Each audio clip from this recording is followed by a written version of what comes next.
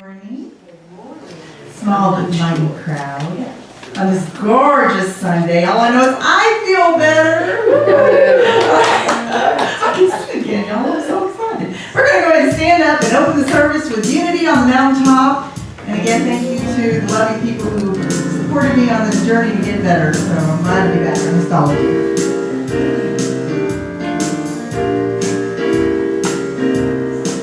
Unity on the mountaintop, unity. Yeah, come on up to the mountaintop, come on up, come on up. Know His presence and feel His love in unity on the mountain. Unity, that's what we on the mountaintop. Yeah, yeah, just one presence is love expressed in unity on the mountain. Come on up, we won't let you down on the mountaintop. Unity, unity on the mountaintop, unity. Yeah, come on up to the mountaintop, come on up, come on up. Know His presence and feel His love in unity on the mountain. Unity, that's what we on the mountaintop. Yeah, yeah, just one presence is love expressed in unity on the mountain. Come on up, we won't let you down on the mountaintop. Unity, come on up, we won't let you down on the mountaintop. Unity. Say good morning to your fellow neighbors, shake a hand, say how you doing, namaste. Tammy, right? Yep. Bob. Yes. Good morning, Bob. Survival. My goodness, we are small. Okay, bring these folks in. It must be the weather outside. Must be the weather. Everybody is just saying, this is amazing. So Good morning, Rebecca. Tammy. Glad to have My best friend is our newer people.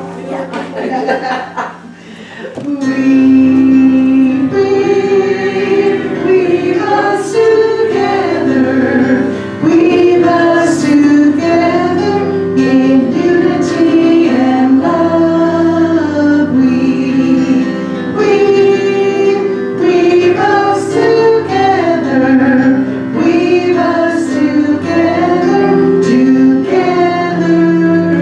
in love. You may have a seat. Well, there's no crowd too small to be welcome. And I see we've got some on the way in too.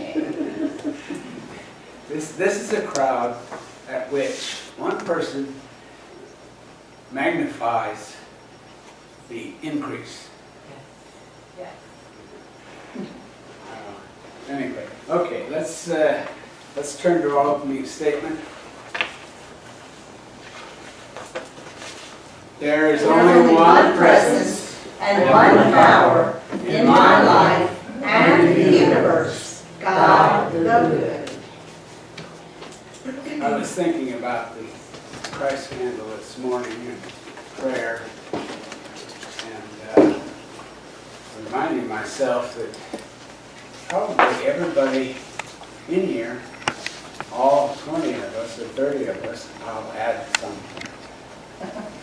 probably has a different place that is their center of prayer. A lot of us say, well, it's our heart. Some people say their chakras and so forth. It doesn't make any difference.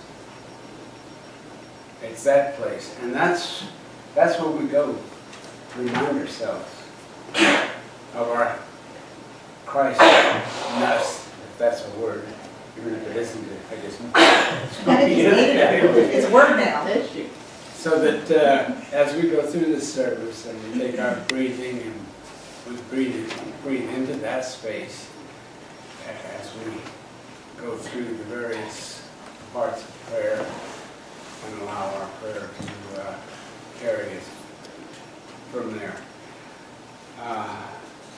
Allow it to long. It's lit for us. Okay. Now, our vision and mission statement, please. Centered in God, we inspire spiritual transformation, creating a world of love, peace, and prosperity. We are an inclusive spiritual community, inspiring, awakening, and serving in love.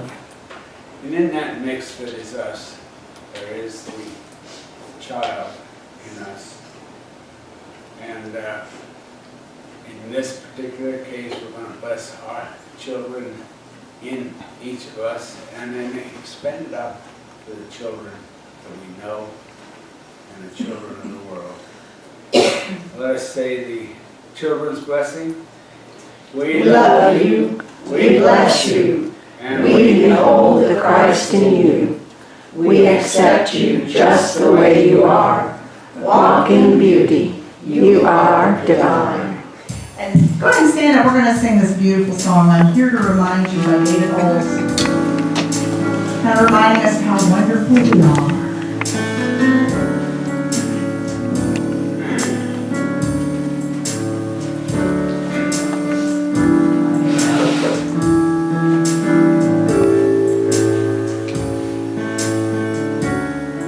I'm here to remind you of your magnificence,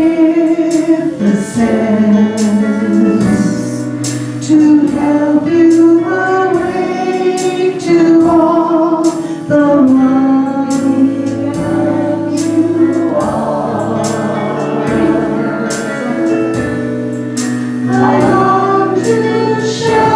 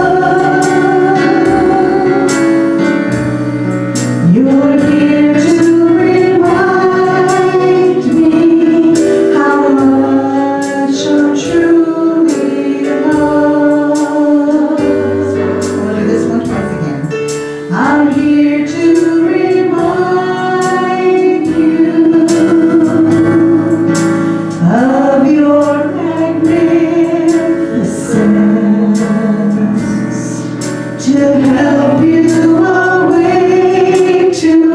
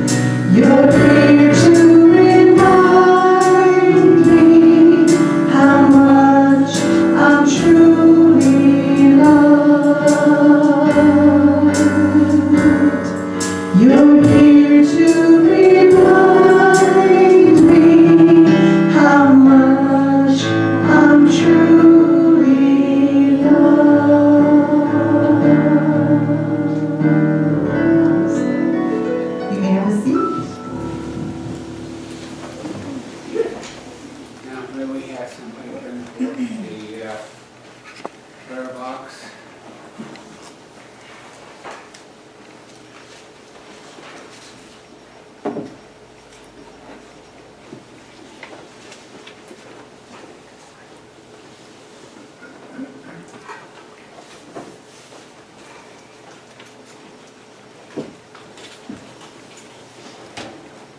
Let us focus our attention on the thought, the idea, the process of prayer. Knowing there are many, many ways to pray. Writing down our prayers is a powerful, powerful process. It brings all of those thoughts into line as we physically write them down. However, holding that prayer within ourselves also, of knowing that we are the receptacles, the receivers, and the channels of divine healing power. We open ourselves in this moment to hold all of these who come from many people, many situations, and all of this that is within each one of us. Opening ourselves to that divine presence, to that divine light, to that divine love and that divine joy. Spirit, we give our grateful thanks. In this moment, we are healed, and so it is. Amen.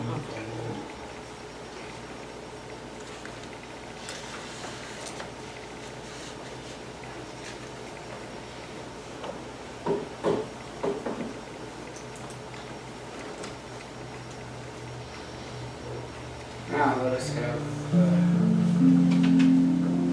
daily word for today.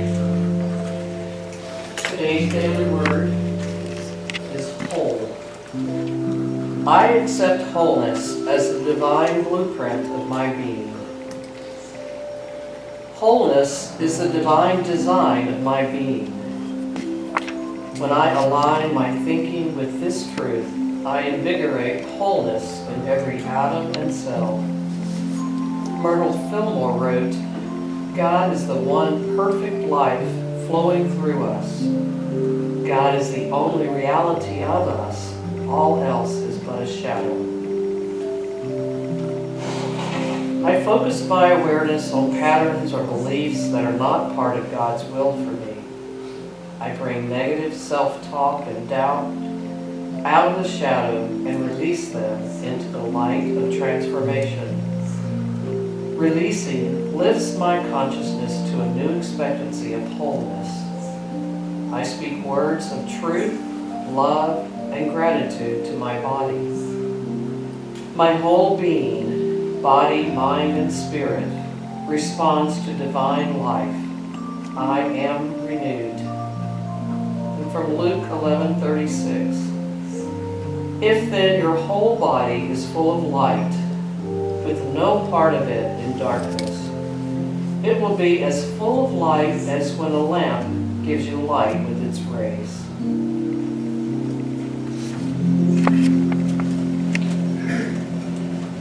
Continue in an attitude of prayer, being in touch with Christ's light within, and let us say the Lord's Prayer. Our Father, who art in heaven, Hallowed be thy name. thy Thy kingdom come, thy will be done, on earth as it is in heaven. Give us this day our daily bread, and forgive us our debts, as we forgive our debtors. And lead us not into temptation, but deliver us from evil. For For thine thine is the kingdom, and the power, and the glory, forever. Amen. And deeper still. Deeper still into that place of connectedness, that place of oneness. Where is this? Wherever it seems to be physically located, it is in the silence The silence of that everyday chatter, that letting go of those words, letting go of fear, letting go of anxiety. So in this process, we speak to our mind and gently say, slow down. Let go. Let go. Begin to feel that relaxation, that shedding of what no longer serves us. As you do that, as you breathe in, remember, light is fed by that very oxygen that we require to live. So as I breathe in, I feed divine fire within me. As I breathe in, I know I am inspired. As I breathe in, I move deep into that place of oneness. Into that place of oneness. What is that? Where is that? How is that? I let go. I surrender. I surrender. What is it within me in this moment that is wanting to hang on, that is wanting to get my attention? I let it go. I surrender it. I don't have to figure it out. If there is a challenge, I open it to this divine God, divine spirit, divine light. I know that my intention brings that divine energy into alignment with me. I am intent. I am intentional. I am moving into that place of deeper quiet, into that place within my soul, in the silence, in the now, with God.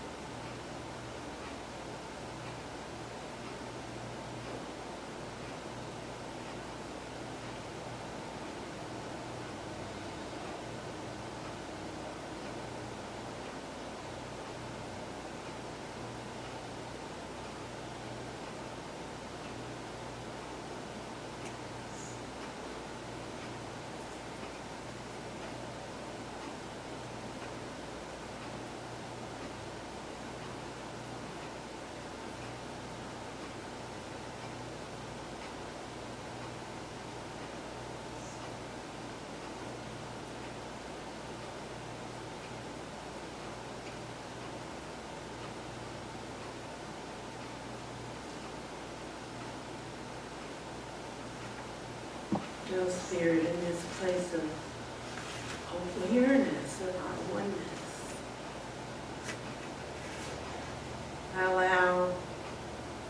children's rooms.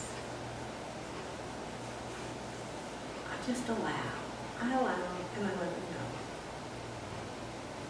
I allow all my joys, I open and allow joy in my life.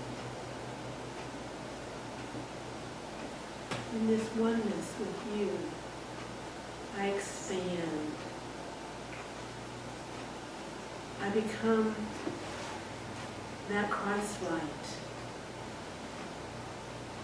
In this place, I am a radiating center of the Christ light, mighty to attract its good and to radiate good to others. This is the truth of my soul. Let us each know this. I am a divine name. Who shall I say sent me? I am. In spirit, we are sent. We are sent into the awareness of wholeness, of oneness, of love. And for this, we say thank you, and so it is. Amen.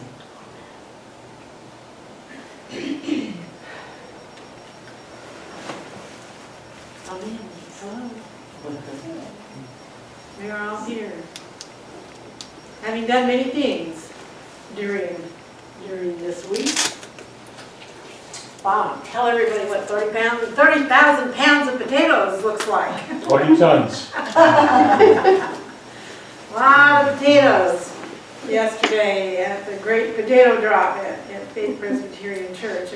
And what it looks like to see people from all over the community come to support this. The minister's wife said they were expecting about 200 people to come.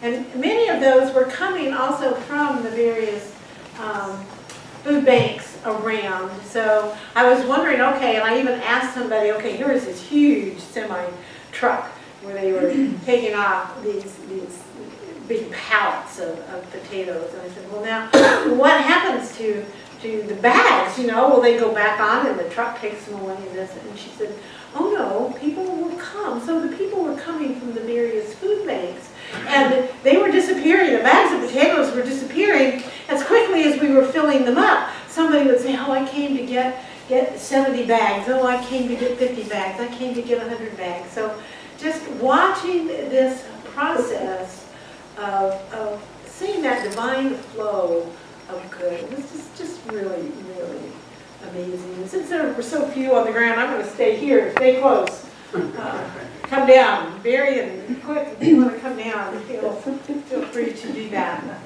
Yeah, Cliff. Okay. Come down. Somebody who says, come down.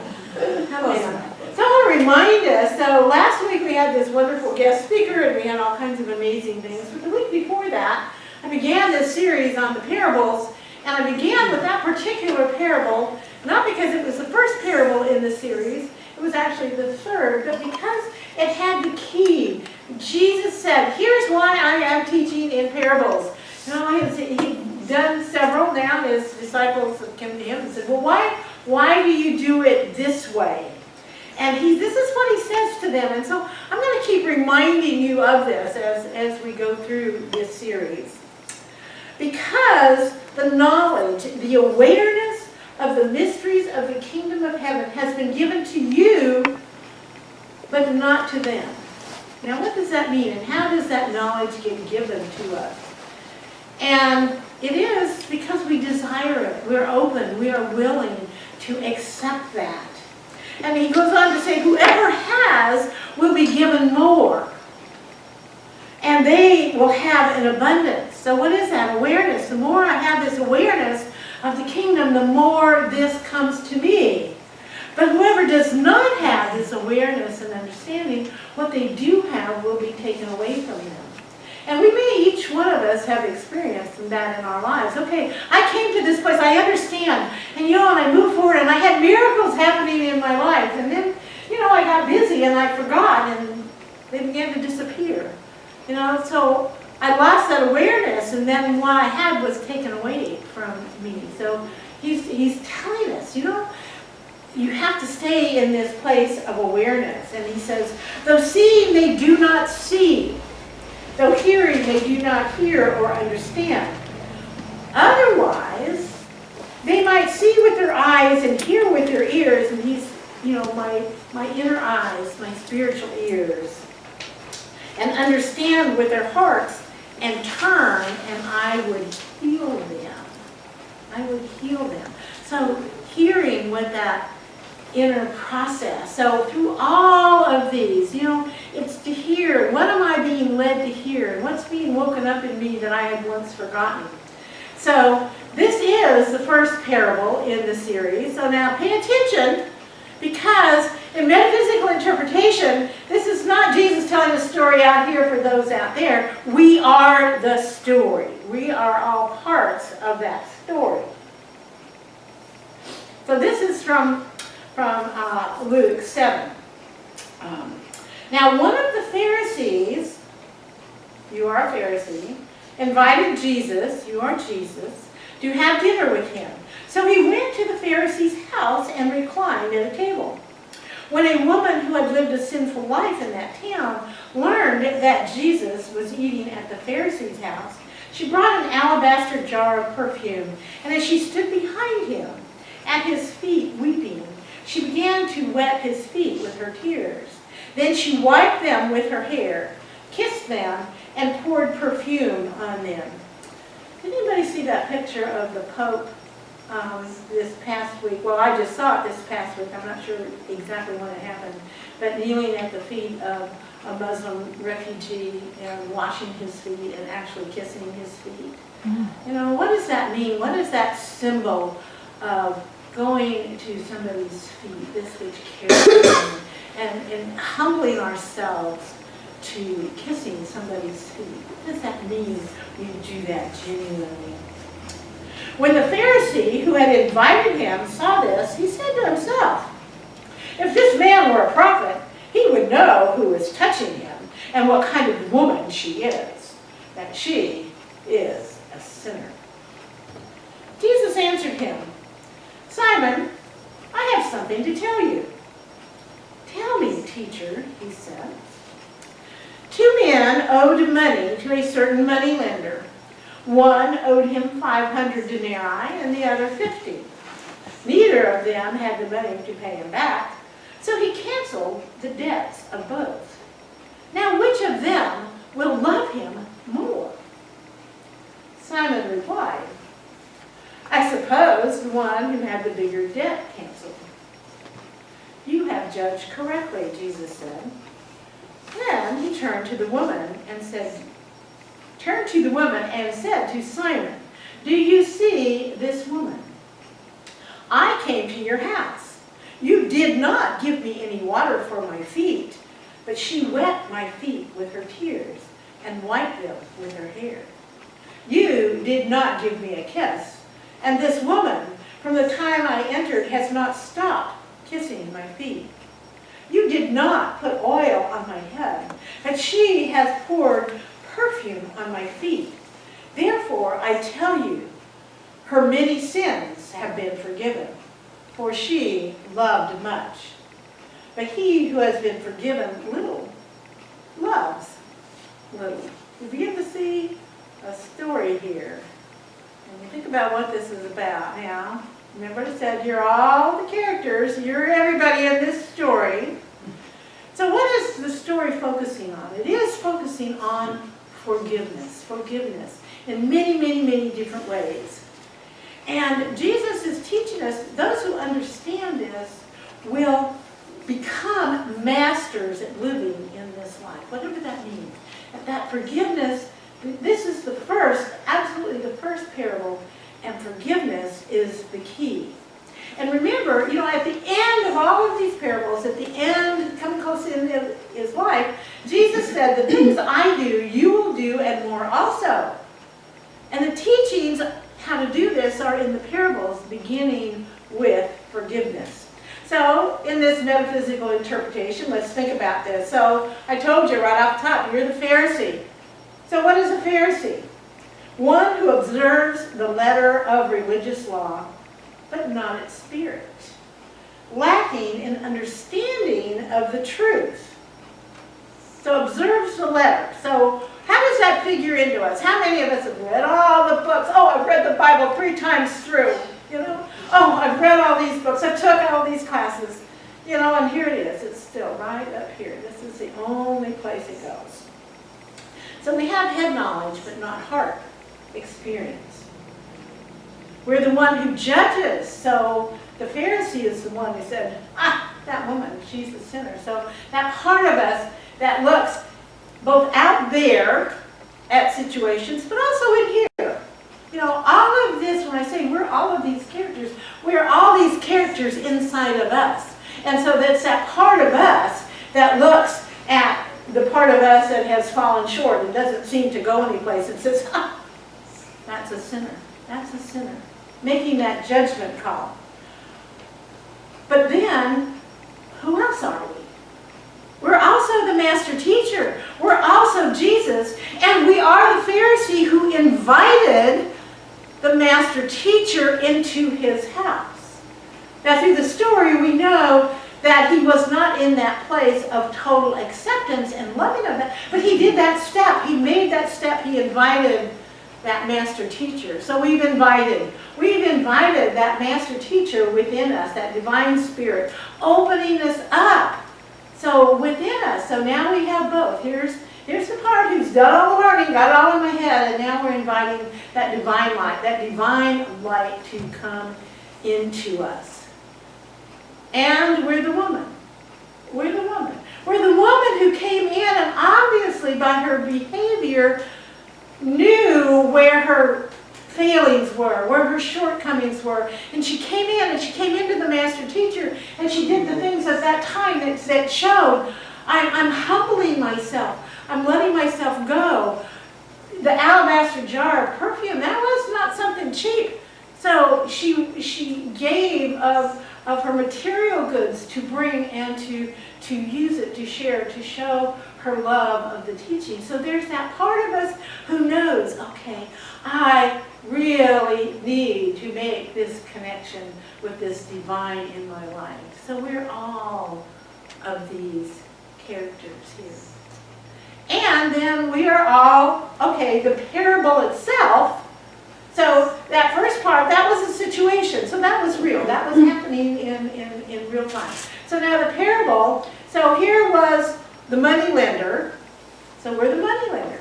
We have the power within us to give, to lend, to share, and then we are the two debtors. And we can look at that process and say, there's a part of me that owes huge amounts. What are those huge amounts that we carry with ourselves? Oh my goodness, you know? And here's the part that has the small amount. But you know what? We're not in any position in either situation to let go of that. And so we come to that part of ourselves that has the power to forgive. And what does that power? So that money lender, the power, that divine energy that has the power within us to forgive, and that power says, you are forgiven. You are forgiven. Now, what is this part about, and who loves the most? You know, here's the big sin, and here's the little sin, or here's the big challenge, and here's the little challenge. So here's where we get into what's going on in me.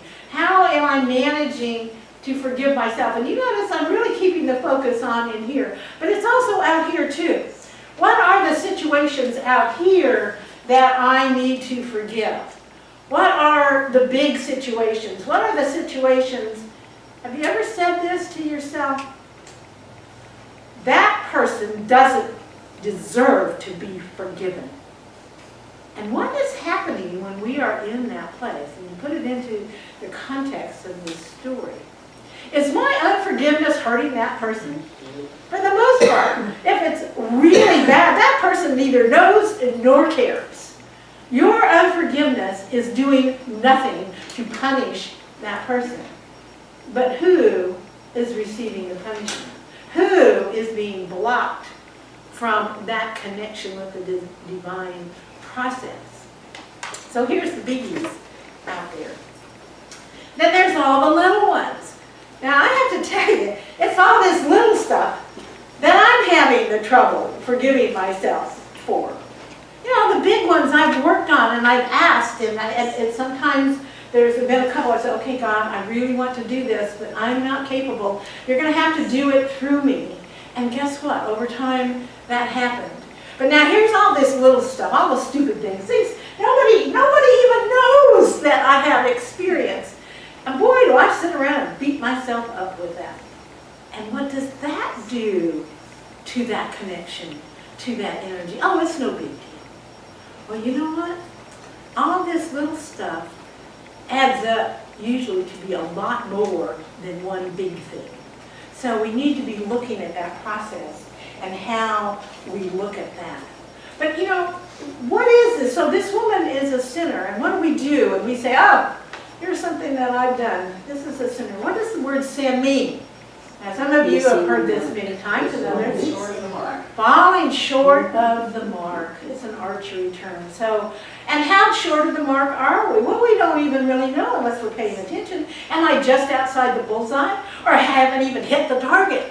You know, so allowing that process to say, what am I learning from this? Because just because I missed the mark, I don't want to stop. I need to keep trying. I need to keep aiming at the mark. And Charles Fillmore put it this way: man's failure to express the attributes of being. So here's how I'm missing the mark. I'm failing to express the attributes of being: life, love, intelligence, wisdom, and other God qualities. So that gives us a path. We know, here's how I'm missing the mark. I can pick these. I can decide what of these am I focusing on at this moment. So knowing this whole Bible is about forgiveness. The whole Bible. You think about all the stories and you go through the Old Testament and how many times all those Israelites did absolute terrible things and then had to come back into a place of realignment with God. And did God ever not forgive? Absolutely not. And then you move into the New Testament, which is this new message that God is love.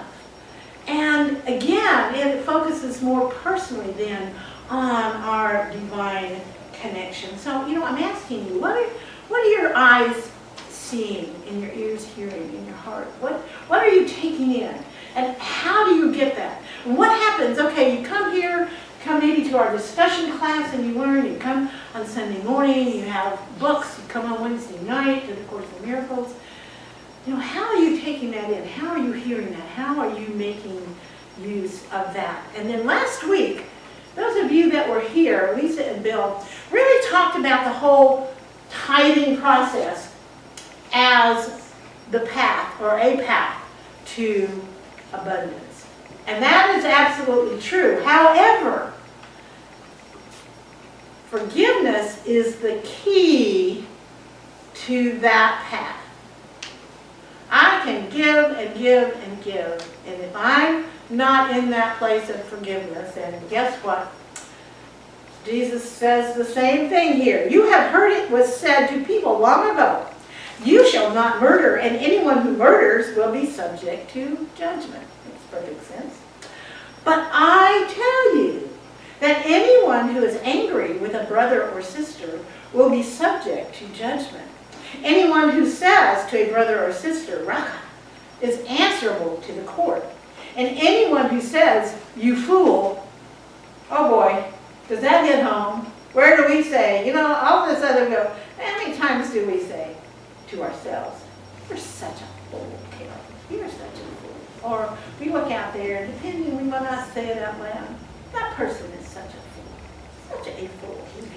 You will be in danger of the fire of hell.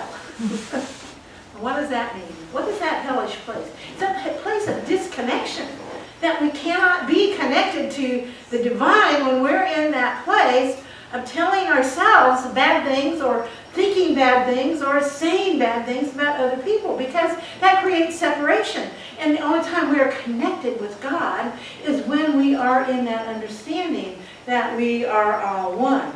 So, Why do I say that this is the key? Because, therefore, if you are offering your gift at the altar, if you are tithing, however you are doing this, and there remember that your brother or sister has something against you, leave your gift there in front of the altar. First go and reconcile to them, then come and offer your gift. Forgiveness is the key. We can give all the gifts that we choose, but if we are in a place of unforgiveness, that's just going to be, you know, you tithe to the church, church is going to appreciate it, church is going to make good use of it, but you're not going to receive the gift that divine flow of giving brings to you because you're holding that energy block in there. So pay attention to what those blocks are. What are your feelings? What are, you know, anger, lack, victim, poor me, how dare he or she? No, none of us ever have those, do we? Oh no, poor me. No, I don't ever go there. Oh.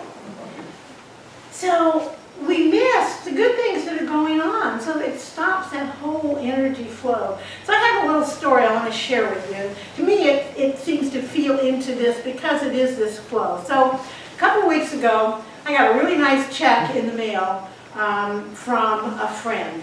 And I went, oh, this is really, really nice. It, you know, kind of eases up. You know, I can do some things I wanted to do, and I can pay a couple of bills early and doing all this kind of stuff. Well, then, this past week, I found out. So I'm going to have cataract surgery. The first one is going to happen on Thursday. So they began telling me what my co-pays are. And you know what? Absolutely equal. Now, what I just really loved about myself, I went, oh, well, it's a good thing I didn't do this with that money, because there, I've got that money. It's already there. It already came in for me to have it available. Have I always been in that place? You know, how many times you got extra money and you go, oh, isn't this wonderful, and I'm going to do this, this, and this, and then the expense comes in and you go, well, what good did that do? I don't have any extra money. I'm totally missing the fact that before the money was needed, it arrived. I didn't even know that that money was going to be needed. And that is that shift in perception, that shift in letting go of all that nitpicking and the victim and all of this kind of thing, is to say thank you. Thank you. See what comes into my life before I ever even knew that it was needed.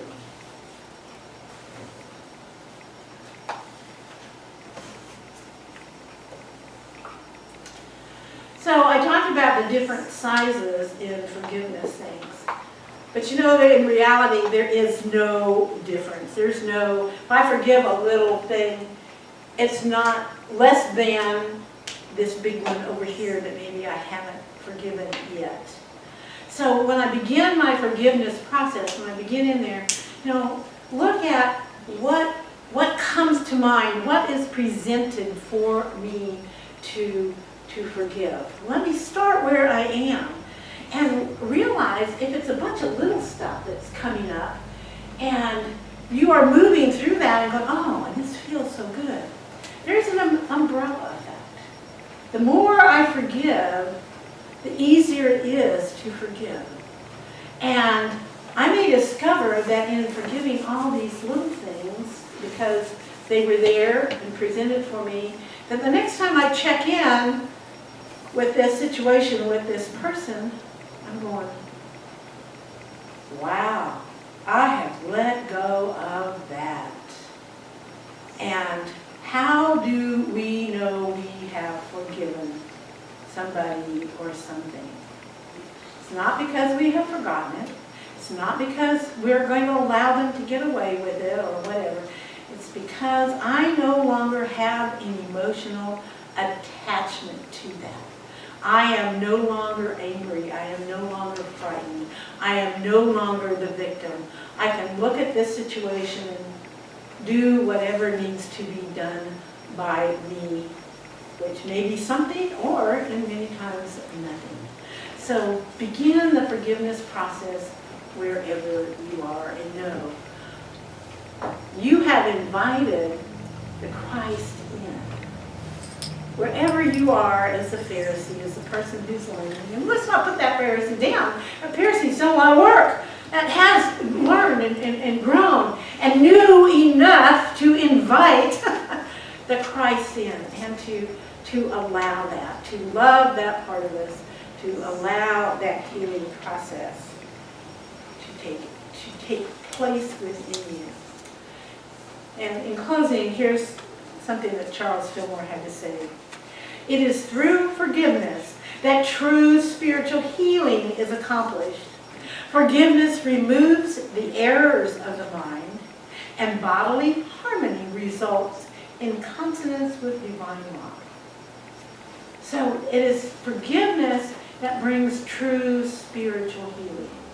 So whatever needs to be healed within us, we look out and say, what is it I need to be letting go of? What is it that I need to be forgiving? And looking really closely within our own selves. And then the daily word on Thursday, the word for the day was free. Giving and receiving love frees me from negativity. So in giving and receiving love, to me, that is that forgiveness process. It's very difficult for me to give love to a situation or a person or to my own self if I'm in a place of unforgiveness. So giving and receiving love frees me from negativity. I am free to live in harmony. As I give love, I receive love. In the words of Paul, love is the fulfilling of the law. Forgiveness allows free flow of love. And so it is. Amen. Love the message. We're going to go and stand up and sing our song, God will make up a spiritual giant. It's very repetitive. It's only around. Well, I won't do that to y'all. It's real repetitive. We're going to God will make of us spiritual giants. God will make you a spiritual giant, me a spiritual giant, and back to us. It'll be on the screen.